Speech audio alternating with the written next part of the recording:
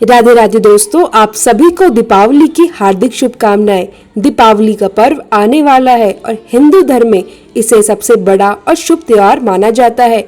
आज की इस वीडियो में हम जानेंगे कि दीपावली पूजन के लिए हमें कौन कौन सी सामग्री चाहिए। जैसा कि आप जानते हैं, दीपावली पर विशेष रूप से लक्ष्मी का पूजन किया जाता है। इसके साथ ही धनतेरस से ही दीपावली का पूजन शुरू हो जाता है।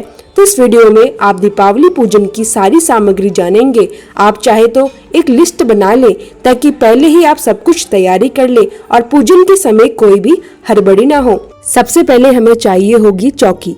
यह आप अपनी आवश्यकता के अनुसार बड़ा या छोटा ले सकते हैं। इसके साथ ही हमें लाल रंग का कपड़ा चाहिए जिसे पूजा में आसन के लिए इस्तेमाल किया जाता है। दीपावली पर खास तौर पर लक्ष्मी गणेश जी का पूजन होता है। अगर आपके पास मिट्टी की मूर्ति है तो बहुत अच्छा, क्योंकि हमारे यहाँ रिवाज है कि हर साल नई मिट्टी की मूर्ति लाई जाती है।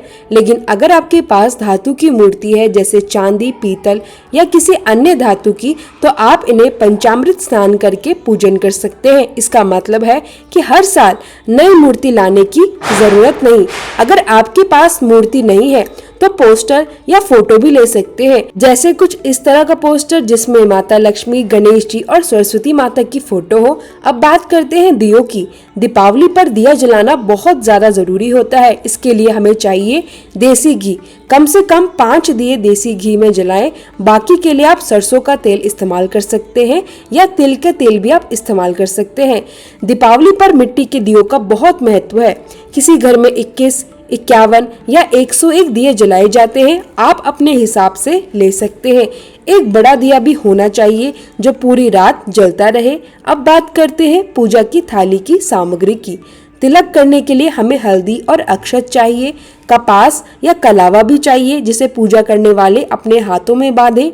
चंदन और कपूर भी लें, क्योंकि तिलक और आरती दोनों के लिए कपूर जरूरी है। पूजा के लिए लोटे में जल और दक्षिणा भी जरूर रखें। जनेऊ भी हम लेंगे गणेश जी और विष्णु भगवान के लिए। इसके साथ साथ आप धूप और इत्र भी ले सकते हैं जिससे पूजा और भी सुगंधित और पवित्र बन जाती है। अब बात करते हैं भोग की सामग्री की।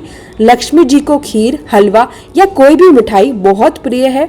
इसके अलावा आप बताशे भी ले सकते हैं, बस वह टूटे हुए ना हो। अगर घर में खीर या हलवा बनाना संभव है तो आप घर पर ही बनाएं। पान का पत्ता लेना ना भूलें, क्योंकि दीपावली पर इसका पूजन खास तौर पर किया जाता है। लक्ष्मी माता के लिए लाल चुनरी भी ले सकते हैं, या अगर आप कोई साड़ी सूट देना चाहते हैं तो वो भी आप रख सकते हैं। धनतेरस के दिन खरीदे गए बर्तन का भी पूजन किया जाता है, तो इन्हें भी तैयार रखें। दियों में लगाने के लिए बाती की जरूरत होगी। आप लंबी बाती या गोल बाती भी बना सकते हैं अपनी जरूरत के अनुसार। बाजार में सजाए हुए दिए और बाती भी आसानी से आपको मिल जाएंगे। सोने या चांदी की कोई भी चीज आप ले सकते हैं, क्योंकि कुछ लोग घर के धन का पूजन भी करते हैं। इसके अलावा फूल लेना ना भूलें। अगर मिल जाए तो कमल का फूल सर्वोत्तम है, नहीं तो लाल गुलाब से भी काम चल जाएगा। पूजन में सुपारी की भी बहुत जरूरत होती है। अगर आप नवग्रह की स्थापना करते हैं तो ज्यादा सुपारी लें, अन्यथा 2 सुपारी ही पर्याप्त है। इसके बाद हमें चाहिए कमल गट्टे।